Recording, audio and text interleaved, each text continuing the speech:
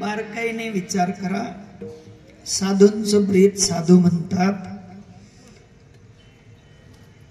की जेने तू जोडशील नारायण नाशे जीवपण.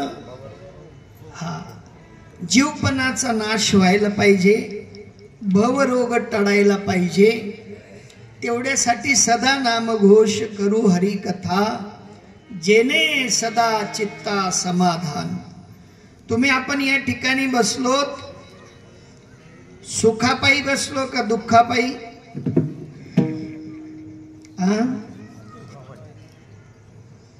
सुखापायी जर बसलो असतो तर हिमालयात असतो. ना बायकोचा त्रास, ना पोराचा त्रास, ना शेजाऱ्याचा त्रास, ना पाजाऱ्याचा त्रास, ना कीर्तनासाठी उघराणीचा त्रास, संध्याकाळी पंक्तीसाठी उघराणीचा त्रास राहिला असता. सुखापायी का दुःखापायी? मग वरवर पांघरून म्हणता आम्ही सुखी आहोत, पण आतून शोधून पाहिलं तर असा कुठलाही प्राणी नाही की त्याला सुख आहे. अहो, ज्याच्याकडे 50 गाड्या आहेत तोही दुखी आहे, आणि ज्याच्याकडे एक टमटम आहे तोही दुखी आहे. तो एक टमटमवाला म्हणतो भाडं भेटलं तर बरं राहिलं, आणि 50 गाड्यावाला म्हणतो मुंबईला गाडी खराब झाली पडत जाणं लागतं. सुखी आहेत? सुखी कोणी नाही. या ठिकाणी संत महात्मे म्हणतात जगी सर्व सुखी असा कोण आहे, विचारी मना तूची शोधून पाही. आमच्याकडे शोधायची रीत नाही, आणि रीत नसल्यामुळे आम्ही दुःख उपभोगतो, आणि दुःख उपभोगत असताना जबरदस्ती म्हणतो आम्ही सुखी आहोत. पण भवरोगाचं जे ब्रीद आहे ते दुःख मूळ आहे. तुम्ही आपण म्हणतो संसार दुःख मूळ, चहूकडे इंगड, विश्रांती नाही कोठे, रात्रंदिवस तडमड. आणि त्या तडमडीचा तुम्हा आपल्याला आजही अफसोस नाही, कोणालाही अफसोस नाही. सांगणाऱ्यापासून तर ऐकणाऱ्यांपर्यंत, ब्रह्मदेवापासून तर चिलटापर्यंत कोणालाही अफसोस नाही. स्वैराचाराने जीवन जगावं आणि त्या स्वैराचाराच्या जीवनामध्ये आनंद मानावा. पण बारकाईने विचार करा, साधूंनी आनंद स्वैराचारात न मानता साधूच्या अंकित होऊन मात्र साधू सूत्रात मानला. विठ्ठल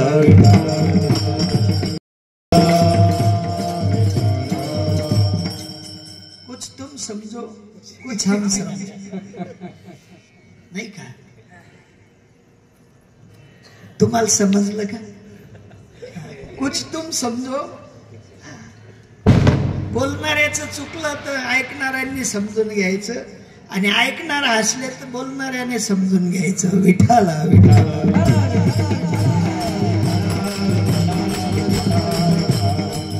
सर्व गुण संपन्न जर कोण असेल तर माझा परमात्मा आहे.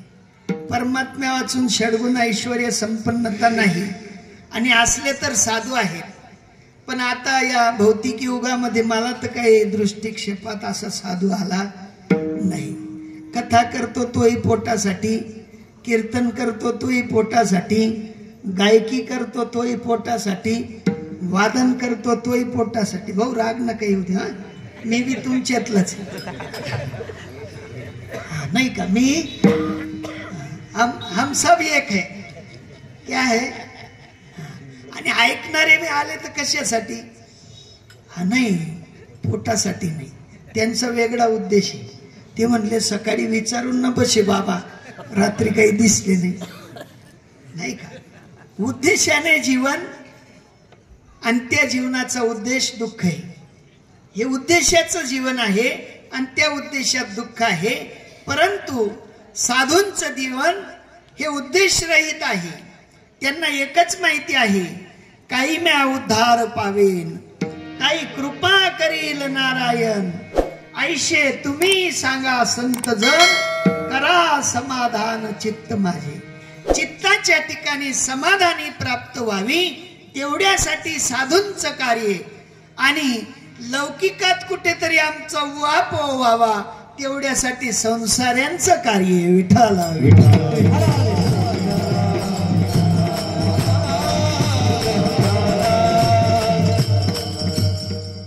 संसाराच्या कार्यातून उत्तीर्णता प्राप्त होती. असे कुठलेही साधू नाहीत की त्यांनी संसार केला. सगळ्या साधूंकडे परिवार होता, मुलं बाळ होती. एक साधू तर असा होता, म्हातारपणी 10,000 वर्ष तप केलं आणि संसारात पदार्पण करायची इच्छा झाली. 50 बायका केल्या. किती तुमच्या आपल्याकडे चोरून लपून एक दुसरी असू शकते, त्याच्यापेक्षा जास्त नाही. म्हणजे रीतीचा विचार करा की साधूला सुद्धा परत या संसारात येण्याची इच्छा होती, पण या संसारातूनच साधू बनता येतं यात संशय नाही. विठ्ठल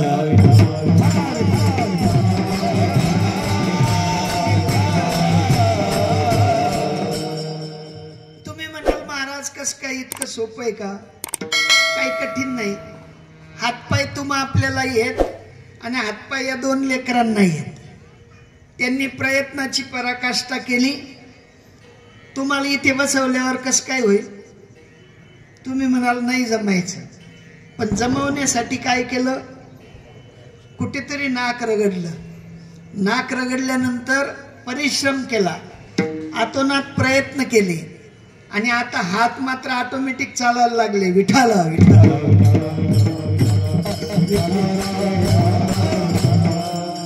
सांगावं लागत नाही की आता वाजवा, नाही का. नाही तर ते गाडीला धुरलेले बैल राहता, त्यांना असं आसडून बी ते चालत नाहीत. मग काय वापर करावा लागतो?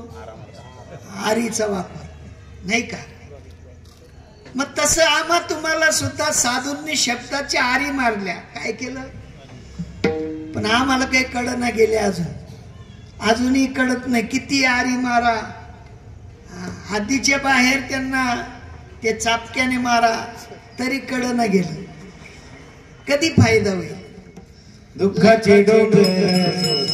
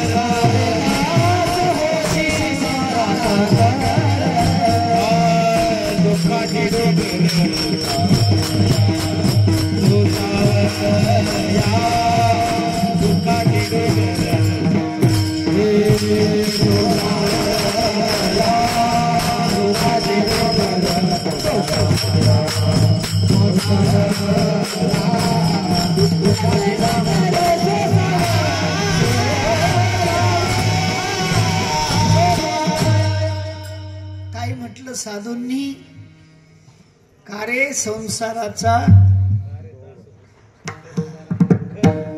खर म्हटलं. खर खर म्हणजे काय समजतं का? गदडा गाढव. हा, संसाराचं गाढव होऊन आपल्याला चालणार नाही. जर का संसाराचं गाढव बनून आपण जीवन जगलो तर दुःखाचे डोंगर परत परत चढावे लागतील. आणि ते दुःखाचे डोंगर चढावे लागू नये एवढ्यासाठी सदोदित सदा नाम घोष करू हरी कथा, जेने सदा चित्ता समाधान. सदा चित्ताच्या ठिकाणी समाधान व्हावं असं वाटत असेल तर ही लचांडे पुढारी पण लचांडे, सामाजिक पुढारी लचांडे, कीर्तनकार लचांडे, प्रवचनकार लचांडे, कथाकार लचांडे, या सगळ्या लचांडामध्ये आम्ही फसतो. आणि फसू नये म्हणून साधू संतांनी सांगितलं की बाबा या संसाराच्या लौकिक गोष्टींमध्ये गाढवपणा अंगीकारला जातो. आणि कोण मारेल कसं मारेल काही सांगता येत, कुठे मारेल हेही सांगता येत नाही. कोणी कानावर मारतं, कोणी तोंडावर मारतं, कोण पाठीवर मारतं, कोणी पायावर मारतं. कोण कुठे मारेल याची गॅरंटी नाही. पण तरी सुद्धा तुम्ही आम्ही सगळं नादी लागतो ते दृश्याच्याच. तुम्ही या पक्व्याच्या नादी लागतात की नादाच्या नादी लागता? आणि पक्वाच्या नादी लागले तर बोकांडी येऊन बसेल ना वजन, नाही का? कोणाच्या नादी लागायचं? आम्ही पक्वाच्या नादी लागलो. नादाच्या नादी लागा. नाद तुमच्या ठिकाणी उठणारी एक स्वयंध्वनी आहे. आणि त्या स्वयंध्वनीचा विचार साधू संत म्हणतात, हे नरा आत बघ जरा, जीव हा खरा नोहे ही माया, तू बुद्धी दर्पणी ब्रह्मरवीची छाया. आत बघ कैचा तो मी ऐसा. त्याच्यात आणि माझ्यात अंतर नाही, पण आमच्या डोळ्यावर भुरी पडली आणि भुरी पडल्यामुळे त्याच्यातलं आणि आमच्यातलं अंतर वाढलं. तो तिकडे आम्ही इकडे. कधी फायदा होईल? पहा, थोडे डोळे उघडून पहा आणि डोळे उघडून पाहिल्यानंतर कळेल. जर का डोळेच उघडले नाही तर मग मात्र तुम्ही काय जपता तेही तुम्हाला कळणार नाही. तुकोबराय म्हणतात, नेत्र झाकून या काय जपतोशी, भाव प्रेम न मानिशी अंतरी. अंतकरणात भाव प्रेम तयार होणार नाही. खोट्या नोटा खिशात घालून फिरले, त्या खोट्या नोटांचं सुख मिळेल, कुठे कामी लागतील? रेल्वे तिकीट भेटेल, भजे वडे काही भेटणार नाही. कचोरी समोसा काही भेटायचं नाही. खोट्या नोटा आहेत, खोट्या.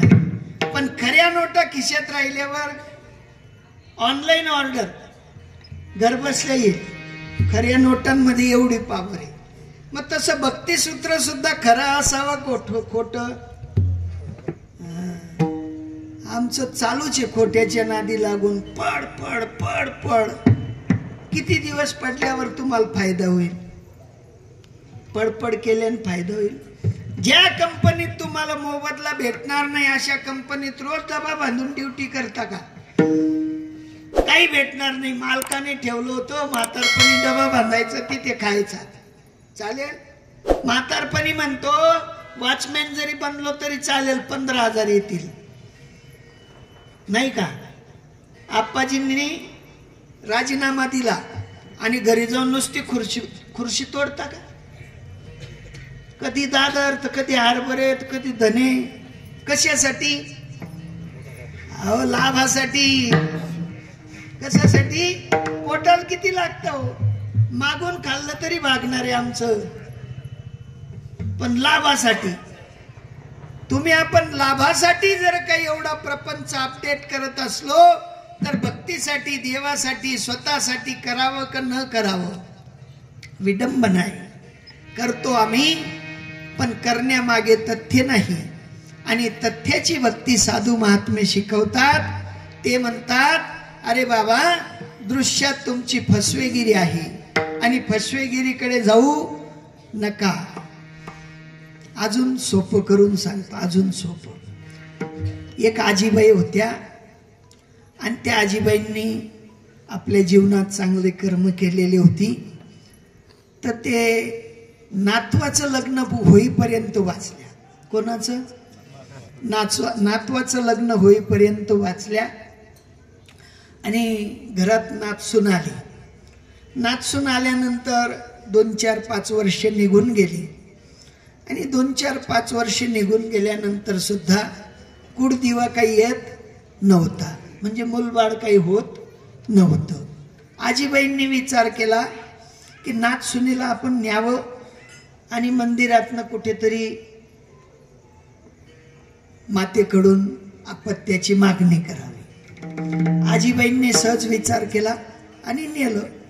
पण त्या सुनबाई होत्या पलीकडच्या, म्हणजे एका खेडेगावातल्या, काही शिकल्या सवरलेल्या नव्हत्या. आणि आजीबाई राहायच्या वापीसारख्या VIP विस्तारात. आता VIP विस्तारामधलं मंदिरही तसं असतं. खेड्यातलं मंदिर एवढंसं, देव एवढासा, नाही का? पण शहरातलं मंदिर मोठं, मंदिरातले भालदार चोपदार मोठे, नाही का? त्या मंदिरातला वाघोबा मोठा, नंदी मोठा, शिवबाबा मोठे, नाही का? मग आजीबाईंनी विचार केला नाथ सुनेला न्यावं आणि मातेकडून काहीतरी वरदान प्राप्त करून घ्यावं. आता सुनबाईला नेला हात धरून आणि मंदिराच्या समोर आल्यानंतर आजीबाईंनी चपल्या काढण्यासाठी एक रस्ता साईडला घेतला आणि सुनेला म्हटलं ये माझ्या मागे. आता सून त्या ठिकाणी थबकली. परत आजीबाई 5 पाऊल पुढे गेल्या आणि मागे फिरून पाहतात सुनबाई काही दिसत नाही. म्हणले अगं ये ना. तर ती सुनबाई म्हणते आजीबाई आली असती पण ते 2 भालदार चोपदार माझ्याकडे पाहतायत. म्हणले अरे येडी आहे तू, ते खोटे आहेत म्हणले, 2 लाल कपडेवाले, ते खरे नाहीत. म्हणले खरं? म्हणले हो काय करणार नाहीत, ये. परत 2-5 पाऊल पुढे त्या सुनबाई गेल्या आणि तिथे समोर मात्र वाघाचं मोठं एक स्टॅच्यू बनवलेला होता, मूर्ती बनवलेली होती. आणि त्या मूर्तीला पाहिल्या परत सुनबाई थबकल्या. त्या आजीबाई म्हणल्या का ग परत थांबली? म्हणले आईजी मी वाघोबाला पाहिलेलं आहे आणि तो वाघ मला खाईल ना. अगं म्हणे इतकी वेडी आहे तू, खेड्यातली तर खेड्यातलीच. म्हणले तो काही खरा आहे का? तो कसा आहे? खोटा आहे. म्हणले खोटा. ये मध्ये. परत आजीबाईंनी त्या मंदिराच्या गाभाऱ्यात नेलं आणि सुनबाईला सांगितलं. म्हणले हात जोड आणि आईकडे सांग आई मला मात्र येणाऱ्या 4-6 महिन्यात किंवा 9 महिन्यानंतर बाळ यायला पाहिजे, मी तुला मात्र नवस व्हाईन.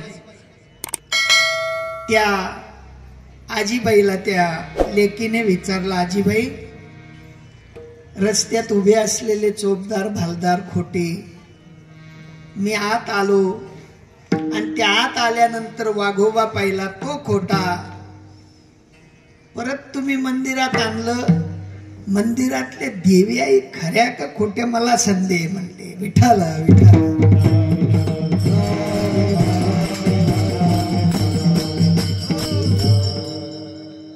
तुम्ही म्हणाल हात नाही, पण तुम्हाला सोप्या भाषेत सांगतो. नामदेवराय विठोबारायांचे भक्त होते का नव्हते? मूर्तीला जीव घालायचे का नाही घालायचे? मग आता त्यांनी प्रमाण मांडून ठेवलं. दगडाचा देव बोलिल तो कैचा, कवने काडी वाचा फुटेल त्याशी. हे खरं एक खोटे? आपलं एक त्यांचं आहे. त्यांनी लिहिलेलं बरोबर का चुकीचं? बरोबर. मग आता ते जर बरोबर आहे मग कसं काय गो आहे? पण ते म्हणतात आधी देवाशी ओळखावे मग अनन्य भावे बजावे. आपल्या घरातली आई फोटो मध्ये असते, पाहून ओळखून जाणून फोटो ठेवला का न जाणता न पाहता न ओळखता ठेवला? प्रतीक हे जाणून असतं, प्रतिमा ही जाणून असते, तशी मूर्ती ही जाणून असावी का नुसती मानून? तुमची आपली भक्ती मानून असावी का जाणून? या ठिकाणी ज्ञानोबराय म्हणतात, म्हणून जाणतेनी गुरु वजिजे, येणे कृत कार्य होईजे, जैसे मूड सिंचने सहजे शाखा पल्लव संतोषिती. आवई मुळाच्या मात्र जसं झाडाच्या मुळाला पाणी दिल्यानंतर मात्र पानं, फुलं, फळं या सगळ्या रीती आहेत. तद्वत मूळ माझा परमात्मा कोण याचा परिचय नसेल तर भक्ती खोटी आहे.